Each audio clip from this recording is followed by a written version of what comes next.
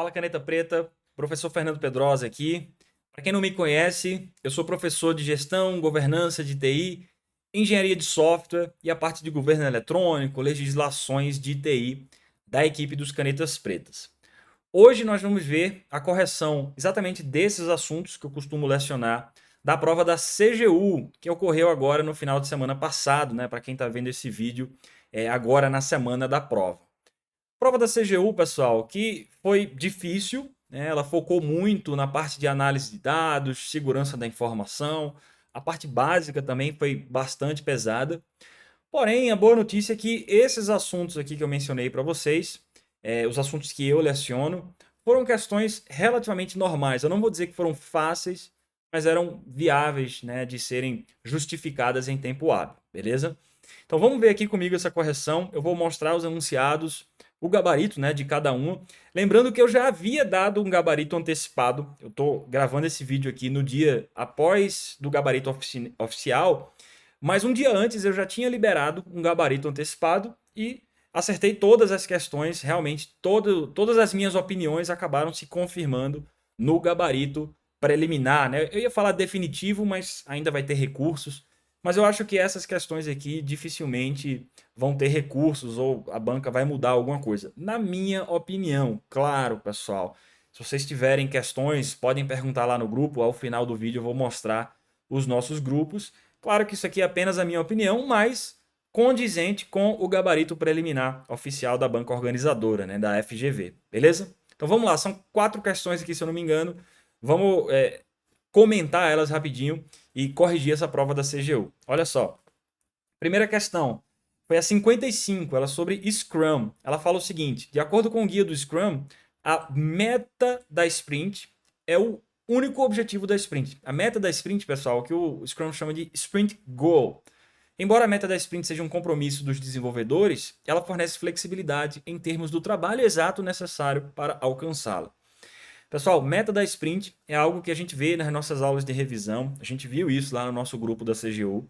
Não é um conjunto de itens de backlog. Quando você planeja uma sprint e você tem, sei lá, 8 itens do backlog que você vai implementar naquela sprint especificamente, a meta da sprint não é você dizer que, olha, a meta são esses 5 itens aqui, por exemplo. Dos 8, esses 5 fazem parte da meta. Não é isso.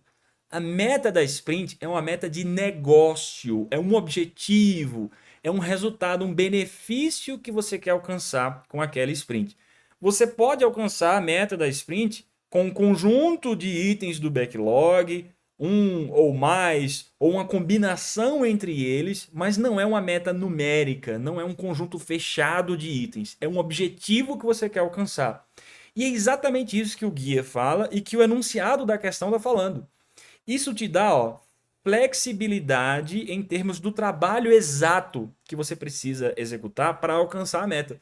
Porque como a meta é só um objetivo, uma intenção mais ampla, você pode alcançar esse objetivo de várias formas. Então isso te dá flexibilidade. Ele não fecha um conjunto exato do que você tem que fazer. Isso dá autonomia para os desenvolvedores encontrarem a melhor forma de alcançar esse objetivo, essa meta da sprint. Pessoal, a resposta dessa questão, como eu já tinha antecipado no gabarito, antecipado, né, do dia anterior, é a letra B. A meta da sprint, ela é elaborada por todo time do Scrum, que aí a gente está falando do Product Owner, do Scrum Master e dos desenvolvedores, nesse evento que a gente chama de planejamento da sprint, o Sprint Planning. E a meta, ela deve ser finalizada até o final do evento. Pessoal, claro que o PO ele propõe uma meta. Pessoal, ao final dessa sprint, a gente tem que alcançar tal e tal objetivo que vai me gerar tal benefício de negócio. É claro que o PO propõe isso. Só que a meta ela é fechada e acordada entre todos. Então, todo o Scrum Team debate, discute sobre essa meta e chega num consenso, chega num acordo. Ah, eu entendi, PO, entendi que é isso que você quer fazer. A gente pode ajustar uma coisa ou outra, então existe essa negociação. E, de novo, é apenas um objetivo de negócio, não é um conjunto fechado de itens de backlog. Muita gente acha isso, está errado. Pode ler o guia, ele só fala em objetivos, benefícios, algo que você quer alcançar. que ele diz que é o porquê, né? É o why, o porquê da sprint. Esse é o sprint goal, esse é o objetivo, a meta da sprint. É feito por todo o time na sprint planning e ao final desse evento de planejamento, você tem que ter a meta estabelecida. Porque aí depois do evento de planejamento, já é a própria execução da sprint. E aí a equipe tem que ter essa referência. Tá aqui o comentário para vocês, né? Eu coloquei como referência lá no gabarito antecipado, né? Para quem acompanha os grupos. Foi exatamente esse trecho que eu coloquei. Olha, a meta da sprint deve ser finalizada até ou antes do final do planejamento da sprint, desse evento onde você está planejando o que você vai executar. E é o que eu falei, ó. O PO, pessoal, só um comentário. Eu estou colocando em inglês porque as traduções em português muitas vezes elas não são exatas. E quando a gente fala de gabarito, o pessoal é chato. O pessoal pega até o verbo. Ah, mas esse verbo aqui falou elaborar, mas na verdade o guia está falando em finalizar. Então, assim, eu estou colocando em inglês que é para não ter dúvida, tá? Que é no material original. Por isso que eu estou colocando em inglês aqui, não é para ser bonitinho com vocês, não, beleza? Então, ó, é o que eu disse, ó, o PO ele propõe o que poderia aumentar o valor do produto. Ou seja, é o que eu disse, o PO ele propõe uma meta. Mas essa meta não é só do PO, ela é debatida com todo o time. Então aqui, ó, e aí, ó, todo o Scrum Team colabora para definir a meta da sprint. E aí ao final, que é o que responde a letra B, né, que é o gabarito da questão, a meta da sprint deve ser finalizada até o final do evento de planejamento da sprint. E lembrando, o que é a meta da sprint, né? O que é o sprint goal? É um objetivo para a sprint. É um comprometimento dos desenvolvedores para alcançar algo, dar coerência e foco ao trabalho da equipe. Ele não fala que a meta da sprint é tal e tal item de backlog. Isso não aparece em lugar nenhum do guia. A meta da sprint é um objetivo de negócio. Não vejo possibilidade de recurso nessa questão. Eu estou vendo várias pessoas discutindo aí nos grupos. Ok, eu respeito a opinião de todo mundo. Essa é a minha interpretação. Tá diretamente no guia. E você pode dizer, ah, mas o verbo em português era, sei lá, falaram lá, elaborar, não era finalizar. Cara, enfim, acho que não compensa gastar tempo com recurso nessa questão. Para mim, ela está bastante clara. Letra B, a resposta. Beleza? Mas claro que é possível entrar com recursos se você desejar assim. Vamos para a próxima, uma questão sobre testes de software, uma questão difícil. Até no meu gabarito antecipado eu acertei também o gabarito, mas eu tive a humildade, pessoal, não tem problema de errar. O professor também erra. Nesse caso aqui eu não errei, mas eu falei lá no gabarito antecipado, olha, eu não tenho certeza total, porque foi uma questão esquisita, que ele pegou de referências que não são comuns, mas acabei acertando lá o gabarito antecipado, vou comentar aqui com vocês. A questão sobre testes de software, olha só. Uma categoria de testes comumente utilizada é a de testes baseados em experiência, o famoso Experience-Based Testing, que eu nunca tinha ouvido falar na vida, porque, de novo, não está nas bibliografias comuns utilizadas da engenharia de software. Mas tudo bem. Nas técnicas dessa categoria, fatores como o histórico de funcionamento da aplicação e erros comuns são derivados do conhecimento do testador e são utilizadas para antecipar a ocorrência de erros, defeitos e falhas. Testes baseados em experiência não costumam ser empregados como abordagem principal em cenários de alto risco. Considerando um projeto, aqui é que vem a parte que interessa, pessoal. Um projeto em que o time de desenvolvimento não possui experiência com a tecnologia ou domínio da aplicação, qual é a técnica recomendada de testes? Pessoal, aí ele te dá algumas alternativas. A resposta dessa questão, que é o que eu tinha dado no gabarito antecipado e foi confirmado pela banca, foi a letra A. E a explicação é o seguinte: esses outros testes aqui, ó, das letras B, C, D e E, eles são testes que precisam de um nível de experiência e conhecimento do testador. A questão perguntou qual dessas técnicas é mais adequada quando o testador não tem experiência com aquela aplicação ou com aquele domínio de negócio. E aí, a resposta é caso de uso. Eu vou mostrar as outras técnicas aqui no próximo slide, mas a resposta é caso de uso, teste de caso de uso, Porque testes de caso de uso fazem parte de uma categoria chamada de testes baseados em especificação. Especificação nada mais é do que a documentação do sistema. Caso de uso é um cenário, um conjunto de cenários onde você executa passos na sua aplicação que podem resultar em sucesso ou falha. Então, quando você não tem experiência com a aplicação e você tem o caso de uso documentado, é só seguir esse caso de uso. É só seguir a especificação. Então, é extremamente adequado para um testador que não tem experiência ou conhecimento do sistema, porque é só seguir a documentação. Os outros tipos de teste são todos dessa grande categoria ou que exigem o que a questão falou de experiência e conhecimento sobre o assunto. Esse teste de hipótese, ele não aparece aqui na bibliografia que eu encontrei, mas eu pesquisei sobre ele. É Statistical Hypothesis Testing, né? Ou seja, você faz um teste de hipóteses baseado em estatísticas. Por que precisa de experiência? Porque para você fazer uma hipótese falsa ou verdadeira, você precisa ter uma experiência sobre o que você está testando. A hipótese do seu caso base precisa de um certo conhecimento ou experiência do testador. A questão perguntou o que é que não precisava de experiência. Então a letra B já não poderia ser. A letra C, previsão de erros, e a letra D e E estão aqui nessa referência que eu estou mostrando para vocês. Então aqui, ó, a técnica de error guessing, né, que é literalmente você tentar adivinhar erros. Tá aqui a fonte, pessoal, que essa questão aparentemente utilizou, tá aqui embaixo. Ó. Depois vocês podem ver esse endereço aqui. É um artigo acadêmico que vocês podem encontrar aí nesse endereço ao pesquisar. Mas se você procurar aí no Google Experience Based Testing, vai ser o primeiro link que você vai encontrar.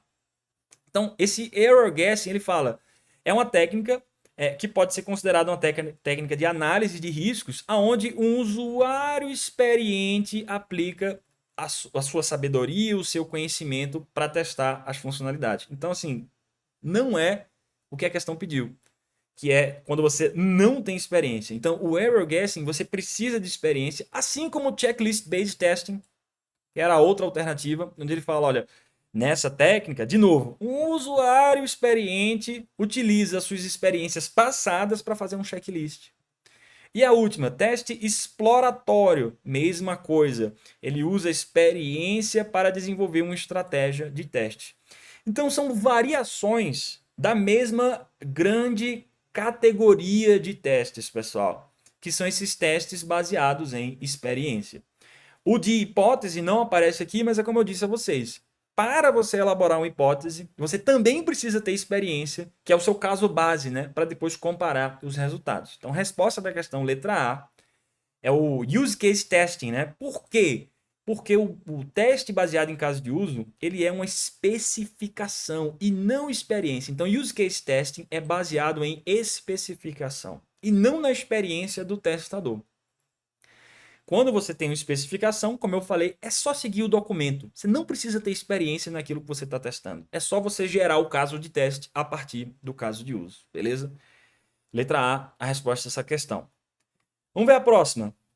Agora uma questão sobre IN01 de 2019, aquela parte de contratos de TI. Olha só. Tom precisa adquirir uma nova solução de tecnologia de informação e comunicação para a hospedagem dos serviços no centro de dados de seu órgão. Considerando que a aquisição obriga a realização de um processo de licitação, Tom precisa elaborar um estudo técnico preliminar baseado na IN01 de 2019 e numa outra norma, que é a 40 de 2020, que também, pessoal, dá mais detalhes sobre a elaboração do estudo técnico preliminar. Beleza. Basicamente, o que é que a questão está perguntando? Considerando as atividades obrigatórias a serem cumpridas durante o estudo técnico preliminar, o que é que esse cara tem que fazer? Então, o que é obrigatório você fazer no estudo técnico preliminar na fase de planejamento da contratação, pessoal? É basicamente isso que a questão está perguntando. Então, vamos lá. Letra A. Indicar a necessidade da contratação, né? Por que eu estou pedindo essa contratação? Considerando os objetivos estratégicos do órgão, etc. Pessoal, isso daí é do DOD, do detalhamento oficial da demanda. Isso não é do ETP.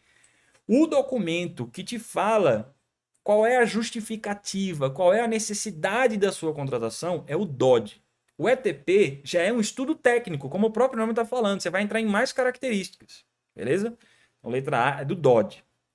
Letra B e C é que você poderia ter ficado em dúvida, e a resposta é a letra C. Por que não é a letra B? Olha só. Na letra B diz, você deve descrever a solução de TI de forma detalhada, motivada e justificada, inclusive quanto à forma de cálculo quantitativo de bens e serviços necessários para a sua composição. Pessoal, essa letra B está errada porque tem um artigo 11, inciso 1, que é quase isso daí. Mas esse quase não é exatamente o que está lá na norma. Porque se você olhar, eu vou até mostrar no comentário aqui para vocês, artigo 11, inciso 1º, ó, o estudo técnico preliminar deverá ter as seguintes tarefas, ó. Definição e especificação das necessidades de negócio e tecnológicas. Ou seja, você está definindo os requisitos da sua solução. Ok? É diferente do que a letra B falou. A letra B, ela disse que você vai descrever a própria solução de forma detalhada. São coisas diferentes, pessoal. Descrever necessidades é você descrever bem o seu problema, os seus requisitos, o que é que você quer resolver. Isso é o que está no ETP. Descrever a solução é outra coisa. Solução é diferente de problema. Então não é o que está. Que muita gente falou, professor, está lá no inciso 1º do artigo 11. Não é. São coisas sutilmente diferentes, mas são diferentes. Está aqui até no comentário, ó. Isso aparece no ETP, artigo 11, inciso 1º, mas o foco do artigo não é, na verdade do inciso, né, não é descrever a própria solução de TI, e sim os seus requisitos e necessidades. Detalhar o problema é diferente de você detalhar a solução do problema. Beleza? A letra C é a resposta da questão. Declarar a viabilidade da contratação, né? Porque quando você faz o estudo técnico, você tem que ver se aquela contratação é viável ou não, com justificativa que contenha a identificação dos benefícios a serem alcançados em termos de eficiência, eficácia, efetividade e economicidade. Se eu não me engano, é literalmente o artigo 11, inciso 5º. Está no mesmo artigo que eu mostrei para vocês. Podem olhar lá na instrução normativa. É literalmente o que está lá na norma. Tem nem muito o que pensar nessa letra C. Você poderia ficar em dúvida na letra B, mas já expliquei que a letra B é um pouco diferente do sentido que está lá na norma, por isso que ela não é a alternativa correta. A alternativa correta é a letra C. As letras D e E estão erradas porque são do termo de referência. Então, ó, especificar os requisitos sociais, ambientais e culturais que a solução deve ter, isso daqui é do termo de referência. E isso daqui, ó, elaborar o termo de ciência da declaração de manutenção do sigilo e das normas de segurança no órgão. Isso é do modelo de execução do contrato que faz parte do termo de referência. Então, também não é do ETP. Tudo isso está na IN 01 de 2019. Eu acho que A, D e E você já eliminaria de cara, quem estudou bem o assunto. Ficaria em dúvida entre B e C, porque B e C realmente tem a ver com ETP. Mas a letra B está falsa, porque definir e detalhar necessidades e requisitos da solução é diferente de descrever a própria solução, como ele está falando aqui, ó, descrever a solução de forma detalhada. Não. Eu estou descrevendo os requisitos e necessidades da solução. São coisas sutilmente, porém, totalmente diferentes. Letra C é a resposta a essa questão.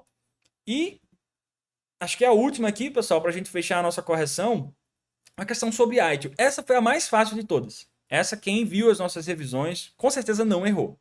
Com certeza acertou tranquilamente essa questão. Então, assim, a alta administração está implementando a ITIL V4, que não é a ITIL V4, tá, pessoal? É a ITIL 4, mas tudo bem.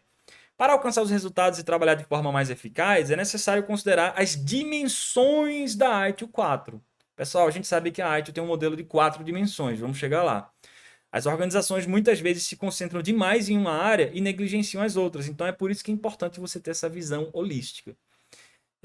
Ao implementar a ITIL 4, a empresa se preocupou em como várias partes da organização trabalham de forma integrada e coordenada para habilitar a criação de valor através de produtos e serviços. Ou seja, pessoal, qual é a dimensão que faz isso daqui, ó? Que foca em processos, em trabalhos, fluxos de trabalho.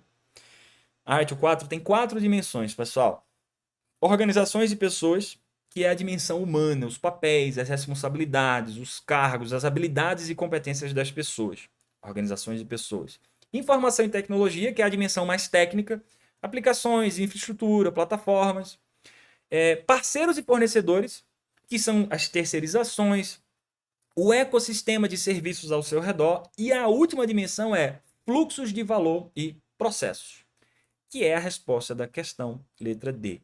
Fluxos de valor e processos são exatamente as dimensões dinâmicas de fluxos de trabalho, de processos que a sua organização executa, exatamente como a questão falou, de forma coordenada para você criar valor na forma de serviço. Essa aqui foi bem fácil, na verdade, né? Quem estudou AITO não deve ter errado essa questão. Letra D, a resposta está lá na página 48 da AITO 4, né? Então, assim, quando você aplica a organização e o seu sistema de valor de serviço, fluxos de valor e processos são a dimensão preocupadas com como as várias partes da sua organização trabalham de uma maneira integrada e coordenada para gerar valor na forma de produtos e serviços. É exatamente o que a questão falou. É essa quarta dimensão da arte, a resposta da questão. Beleza? Pessoal, então fechamos a nossa correção, né? Tentei ser o mais objetivo possível. Quem acompanha nossos grupos, por falar em grupo, vocês podem olhar lá o nosso Instagram, o nosso grupo de Telegram e lá no nosso site, canetaspretas.com.br, tem todos os links que você precisar, tá? Se você tiver alguma dúvida. Então, lá no grupo, eu já tinha lançado o gabarito antecipado com todos esses comentários aqui. Estou lançando esse vídeo porque a gente está na fase de recursos, né? Algumas pessoas talvez não tenham visto, possam ter dúvidas ainda. E acho que eu concordo nessas minhas questões com todos os gabaritos da banca organizadora. Não vejo possibilidade de recurso. Essa é a minha opinião. Claro, pessoal, se você quiser interpretar de outra forma e entrar com recurso, você tem todo o direito, né? Não tem problema nenhum. Tem lá o link, né, na FGV para você entrar com recurso, beleza? Se você está vendo esse vídeo essa semana e nas próximas 2 semanas até o início de abril, a gente está com cursos abertos para o TJDFT nessa mesma pegada de simulados e revisões, pessoal. Dá uma entrada nos nossos links e confere esses produtos. Se você está vendo esse vídeo em algum futuro longínquo, também entra lá nos links que a gente provavelmente está lançando novos materiais sempre aí para vocês, beleza? É isso, espero que vocês tenham gostado. Um abraço, bons estudos, pessoal, e até uma aula futura. Tchau, tchau.